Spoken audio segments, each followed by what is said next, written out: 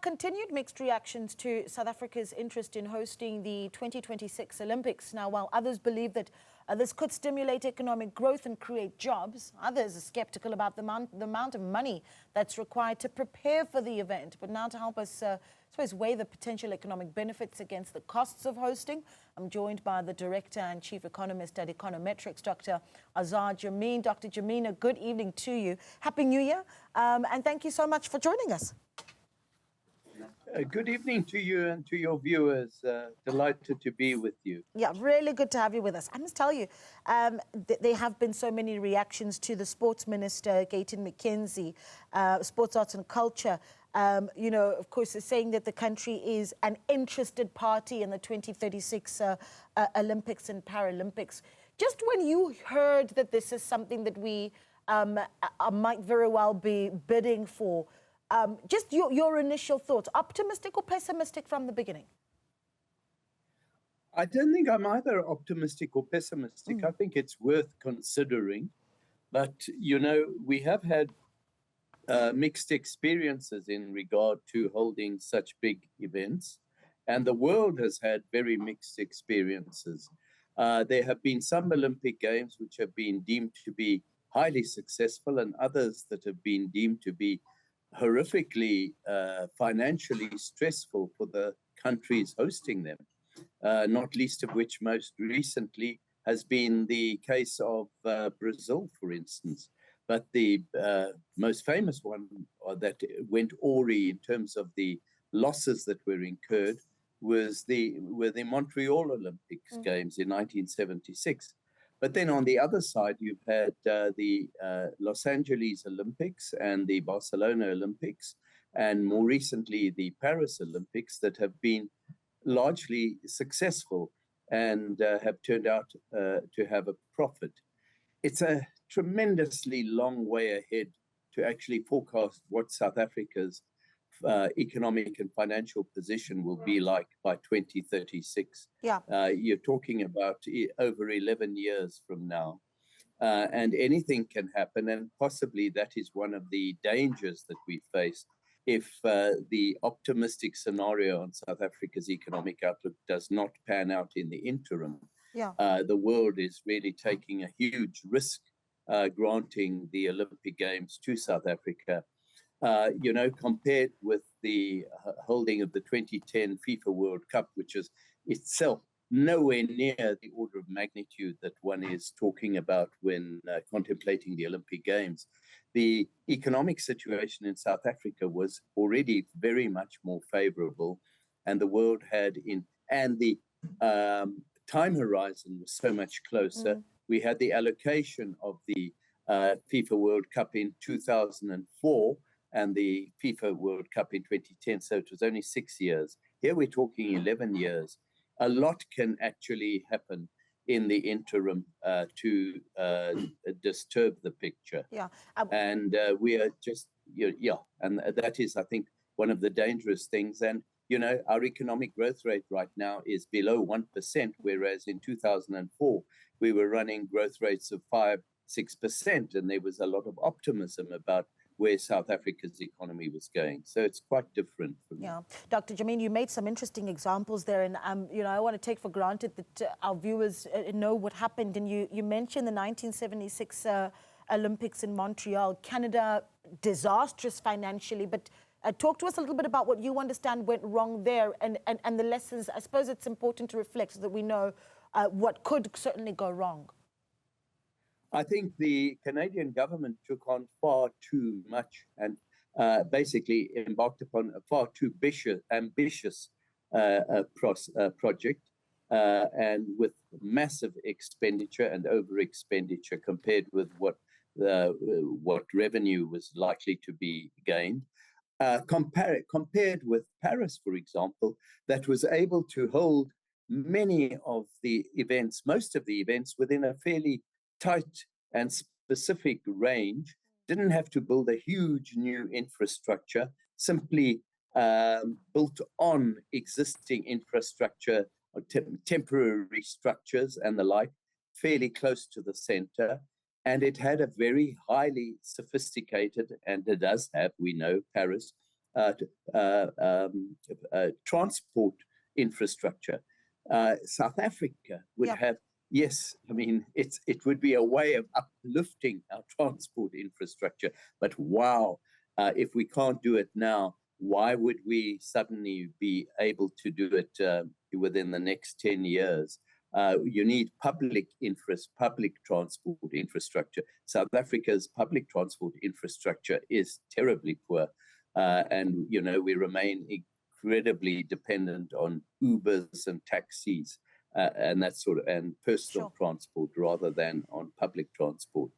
The other point that we have to decide on is where would we really fit the center point of the Olympic Games? Because if you don't have one city to concentrate on, a country with the size of South Africa, you're going to have people wanting to travel from, you know, right across the country, over 1,000 kilometers from one event to the other. Massive infrastructural strains. And you look at Cape Town even now, this summer season, how many people are complaining about the congested nature of the public infrastructure for transport, and how traffic jams are the order of the day when things get busy over the summer season. So, you know, those are huge challenges that would need to be overcome. Yeah. Here's what's interesting. You've got, I think it's Bent Flyberg, Daniel Lunn, and Alexander Batsia, who I suppose did an outline of what Olympics actually cost to host. And they came to a figure of about 218 billion rand, but it can go up to 526 billion rand. But I must mention that in those big numbers, so think about, for instance, 526 billion rand, to host the Olympics, but that number, according to these researchers, does not include upgrades to airport infrastructure, hotel upgrades, also not included in that price tag. I mean, is this something that we can even afford? I mean, if we crunch the numbers, certainly, do we have that sort of money available? Now, clearly, the government can't afford it. But if private sector companies were to come to the party and feel excited about the potential profit opportunities, you know, the money would be available. The problem is that with the current South African economy in the state that it's in, and investment lagging really behind what people would hope it would be, even since the formation of the Government of National Unity and a so-called massive increase in confidence and sentiment, business sentiment, we have not seen a huge explosion of new investment. And you really need to have a very exciting investment environment to begin with in order for businesses to feel that they can come to the party through sponsorships and the like that would actually add up to the numbers that are required, that you've been talking about, between 280 billion and 600 billion rand to actually achieve this. Yeah, I mean, it's a lot of money. I immediately think about how, you know, similar sort of figures. We talk about Eskom debt being at 400 billion rand, and we still have been able to chip away at that. But that's a completely different story. Let's talk a little bit about how we avoid the debt, though. There's also the question around whether we are able to invest that sort of money into the country for the Olympics. What does that look like long term? You know, the investment into infrastructure, for instance. What happens after the event, and do we end up, you know, seeing a loss there after the fact? You're absolutely right to raise that, and it was one of the big issues, of course, with the FIFA 2010 World Cup, where a lot of people felt that the stadia that were built cost a tremendous amount of money, and that we, after the event, we didn't know how to use them appropriately. Well, not all of them, but certainly a good number of them. And yet you have a city like Paris, which held the Olympic Games, and now there is not a single iota of evidence that the Games were actually held there. They managed to keep the budgets at a very low and ran them very efficiently, and the whole thing was extremely well thought out, to the extent that people were afraid prior to the holding of the Games that they would be a flop. And yet when the time came, they ran a very successful ship. Now, is South Africa capable of doing that? I'm saying Paris is already a very sophisticated city with a lot of, well, it's the highest, it attracts the most number of tourists of any city in the world under normal circumstances. So it did have the infrastructure available to cater for a huge influx of people. We are far from that. And to actually build up towards that, yes, it's a lovely dream to have, but we need to build up towards that. And I don't know that by the time we submit our bid, that the South African economy will be motoring ahead at a rate that actually is attractive enough for investors. And then, as I say, very importantly, we have to decide, is it going to be Cape Town or Durban? Certainly not Johannesburg at the moment with its deteriorating infrastructure, but certainly, you know, the most obvious candidates are Cape Town and Durban. And we have to choose between them and then focus on that. And then you run into political dilemma because the Cape Town is obviously under a DA government, and you'll have forces within the other political parties that will be kind of opposed to why Cape Town should receive the accolades and the benefit of such an event. Yeah, that's going to be quite the tug of war if it is a discussion to face in the future.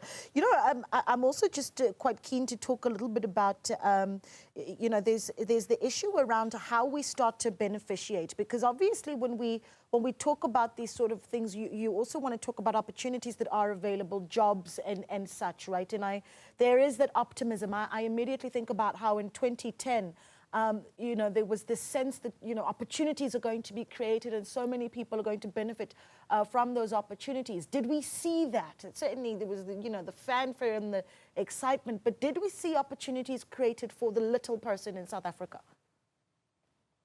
Up to a point, we saw some of those opportunities, but referring back to your earlier question, did we see that being sustained after the FIFA World Cup? And the answer is less than satisfactory in that regard. In fact, you know, all the informal activity that seemed to spring around the FIFA World Cup, if only we could generate that now, we would really be having a far lower rate of unemployment. And unfortunately, a lot of those benefits faded. Admittedly, we had a regime of state capture that annihilated the economy in the interim.